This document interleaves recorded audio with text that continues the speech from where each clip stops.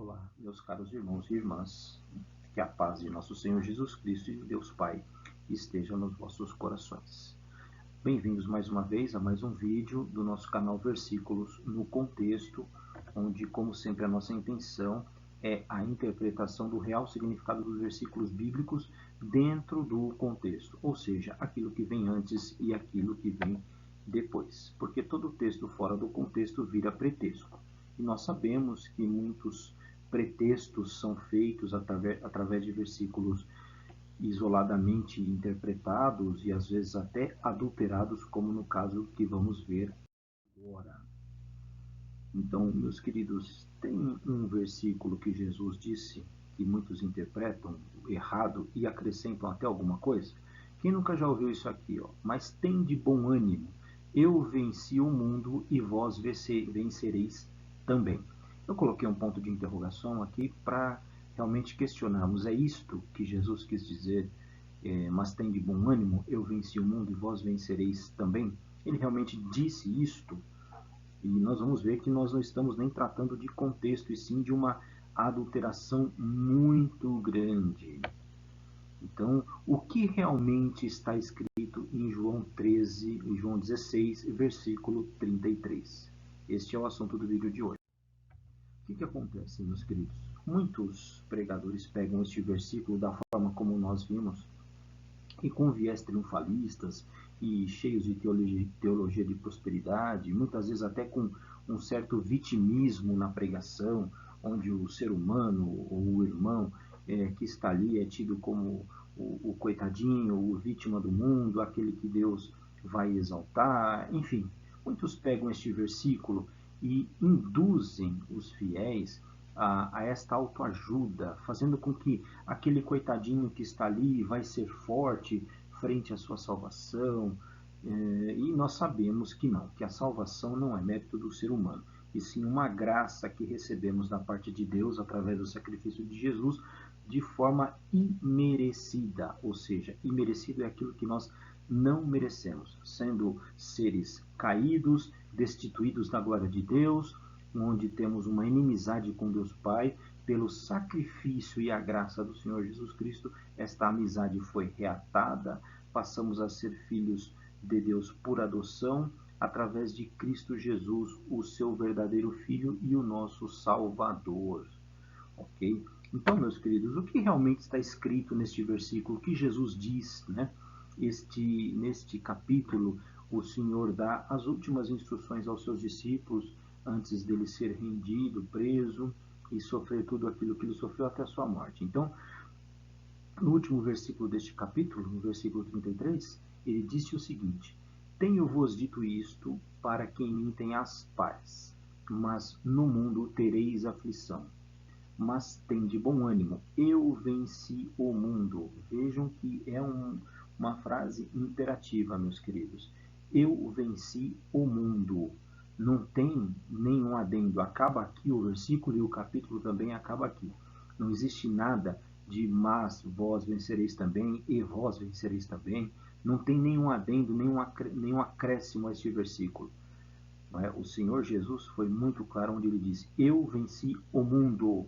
Então, quando nós acrescentamos e vós vencereis também, nós fazemos este ato do Senhor de vencer o mundo, um ato que foi feito pela metade, como se ele tivesse vencido o mundo pela metade, como se ele tivesse vencido o mundo por ele. Não, ele venceu o mundo por ele e já venceu o mundo por nós também. Então nós não vamos vencer o mundo assim como o Senhor Jesus venceu, porque o mundo já está vencido.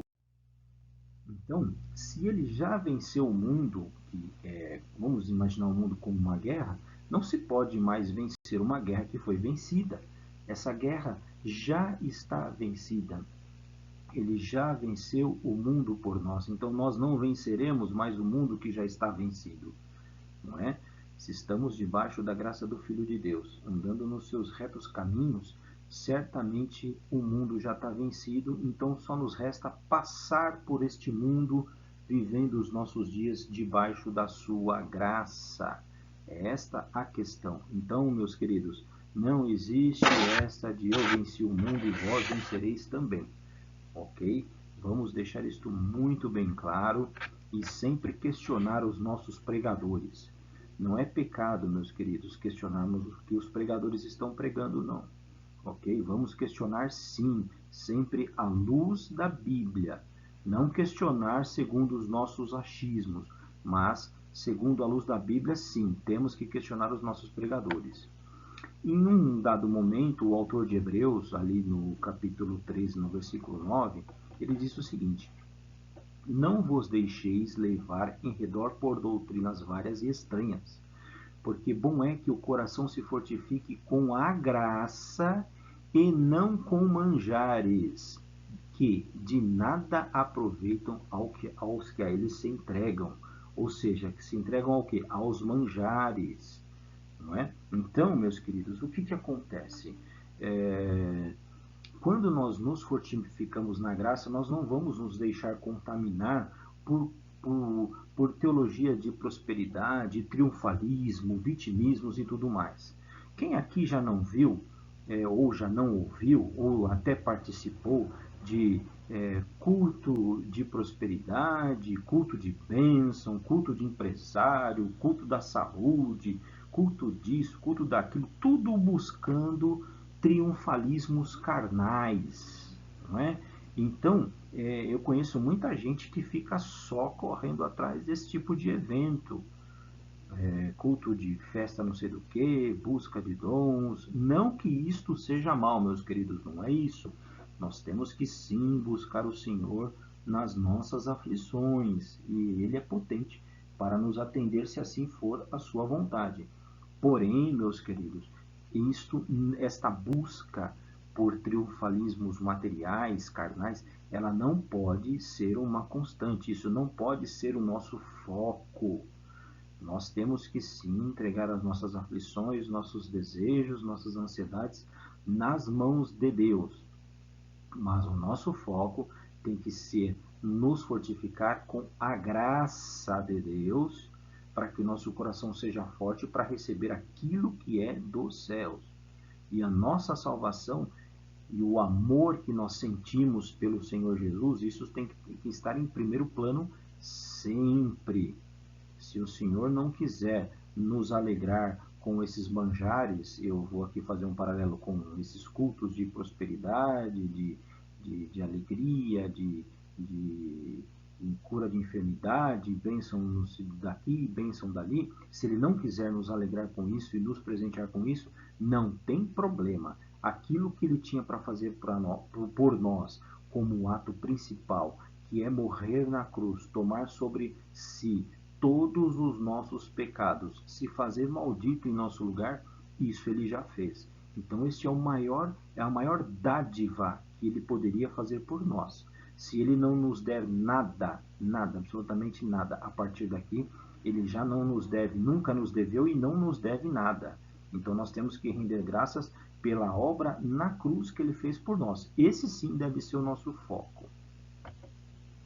Porque se é perigoso, meus queridos, nós tirarmos um versículo do contexto, imagina quando a gente adultera um versículo como foi feito nesse.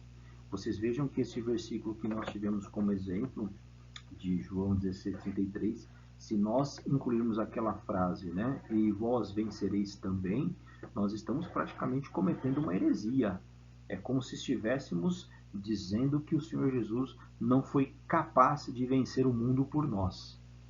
Ele venceu e nós temos que vencer também, né? Como se ele tivesse vencido uma parte do mundo e a outra parte do mundo quem vai vencer somos nós. Então não podemos cometer esse tipo de heresia, não.